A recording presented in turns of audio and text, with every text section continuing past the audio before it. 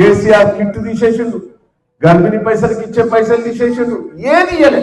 ఆ రుణమాఫీ కూడా 38,000 కోట్లు అయితే 18,000 కోట్లు ఇచ్చి ఆ రైతు మధ్య సంవత్సరం ఎక్కువ వచ్చిండు. అది సగం మందికి వచ్చింది, సగం మందికి రాలేదు. రైతు బంధువు కూడా మనం నాటే ముందెత్తాం, కోతలు కోసినా ఇప్పుడు అంటారు తుమ్మలా వేసారా పైసలు లేవు ఏం చేయాలంటాడు. మరి ఎందుకు ఒప్పుకున్నారా బోకర్ మాటలు? లఫాంతులు ఉంటారు ఊళ్ళలో, మీకు ఊళ్ళలో తెలుసు, పంచాయతీ చెప్పేటోడు ఉంటాడు చూసినారు. ఎటు పైసలు ఇస్తే వాడు ఎంత మంచిగా చెప్తాడు కదా, వకీళ్ళ కంటే ఎక్కువ మా ఊళ్ళో వకీల్ నర్సే ఉంటుంది.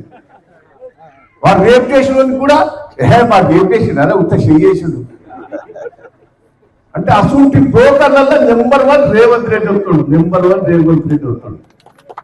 అట్లా నమ్మించిండు.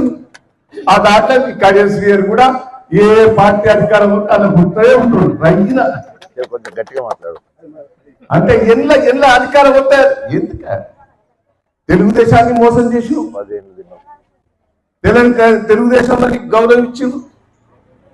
నేను వచ్చిందంటే చంద్రబాబు చెప్పి వచ్చిన, నువ్వు ఆంధ్రాకి వెళ్ళిపోయినవా ఇది తెలంగాణ మాకు ఉండేటట్లేదని చెప్పి 12 మంది ఎమ్మెల్యేలతో చెప్పి వచ్చిన.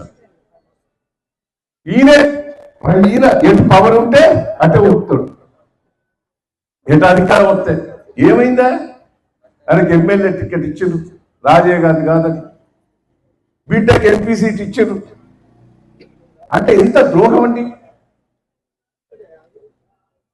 కన్న తల్లికి కొడుకు మోసం చేసినట్టు. దయచేసి ఇసుంటి ద్రోహులను మన దగ్గర కూడా రానివద్దని కూడా ఈ సందర్భంగా రాంపూర్ గ్రామం మనం కూడా ద్రోహం చేస్తారు వీళ్ళు.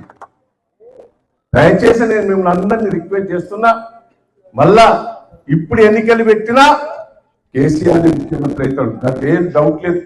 రేపు కార్పొరేటర్ ఎన్నికలు వచ్చినా ఏ ఎన్నికలు వచ్చినా బీఆర్ఎస్ కి ఓటేసేందుకు ప్రజలు సిద్ధంగా ఉన్నారు.